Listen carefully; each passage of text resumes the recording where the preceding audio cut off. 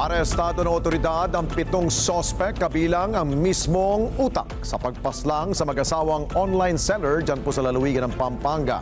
Sinasabing ipinapatay ng sospek ang mga biktima dahil sa malaking pagkakautang nito. Detalye mula kay Mark Gabriel.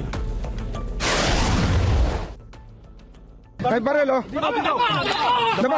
Daba! Osas! Hingi. Osasan mo! Osas! Bilisan mo! Huwag ka lang tumingin! Matapos ang higit isang linggong surveillance, magkakasunod na naaresto ng mga operatiba ng Police Regional Office 3 ang mga sospek sa pagpatay sa mag-asawang online seller sa Pampanga.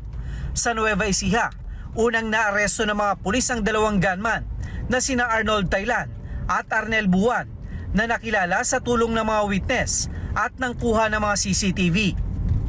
Nabawi sa kanila ang motorsiklo, mga baril at ang mismong damit na suot nila nang isagawa ang krimen. Na-recover din ang higit 200,000 pisong cash na natira daw mula sa 900,000 pesos na ibinayad sa kanila. Sunod na naaresto ang 2 lukaw at 2 middleman na kumontrata sa grupo. Dito na nila itinuro ang mismong mastermind na nakilalang si Anthony Limon na umano'y kumpare ng mag-asawang biktima. Ang malaking utang ng sospek sa mga biktima ang lumalabas na motibo sa pagpatay. Video na yon ay ayaw niyang bayaran, no, ng mastermind, and at the same time, yung kasing mag-asawa, sila yung nasa top nung yung tinatawag nating exclusive distributor ng online products, no? At yung ating suspect na mastermind ay engaged din sa online products. So kung mawawala yung mag-asawa, siya na yung magiging exclusive distributor. At the same time, mawawala pa rin yung utang niya. Base sa plano, sa mismong bahay sana papatayin ang mag-asawang biktima para makuha ang talbog na tseke na inisyu sa kanila ng sospek. Pasukin na po yung bahay ng mag-asawang Lulu, kuhanin po yung cheque na talbog na inisyu niya na worth 13 million, and then pati po yung 2 cellphone, kailangan daw po makuha.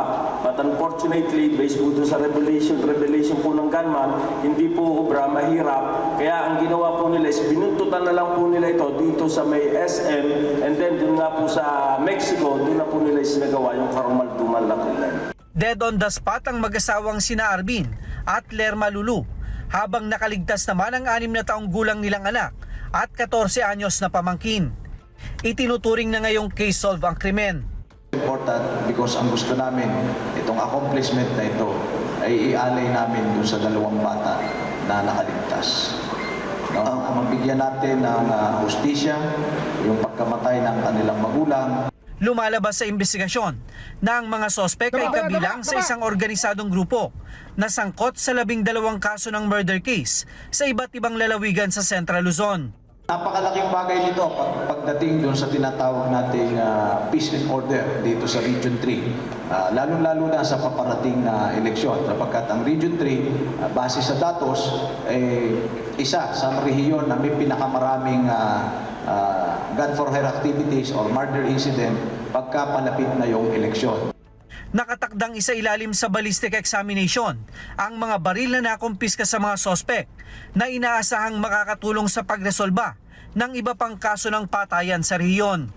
Patuloy rin ang pagtugis ng mga pulis sa iba pa nilang kasamahan sa grupo sa tulong ng binuong Super Task Force laban sa private armed group at criminal gang sa Central Luzon.